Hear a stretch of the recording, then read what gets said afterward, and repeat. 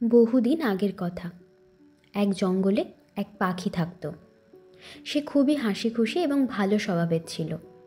তার একটি অদ্ভুত অভ্যেস ছিল। সারাদিন তার সাথে যা যা ঘটত, ভালো খারাপ সব কিছুই সে এক একটা পাথরের মধ্যে লিখে রাখত এবং দিনের শেষে সেই পাথরগুলোকে নিয়ে একটা পুঁটলির মধ্যে ভরে সে আকাশে উড়ে যেত। প্রথম প্রথম তার খুব ভালো লাগতো এটা করতে, তবে যত সময় বাড়তে থাকে তার প্রতিদিনের অভিজ্ঞতাও বাড়তে থাকে, আর সেই সাথে বাড়তে থাকে পাথরের সংখ্যাও। এত পাথর নিয়ে আকাশে উঠতে তার খুব কষ্ট হতে লাগলো। ধীরে ধীরে তার মানসিক এবং শারীরিক শান্তি নষ্ট হয়ে যায়। অবশেষে একদিন সেই পাথরের ভারেতেই চাপা পড়ে সে মারা যায়। আমাদের এতদিনের জীবনে আমরা বহু ভালো খারাপ বিভিন্ন অভিজ্ঞতার সম্মুখীন হই।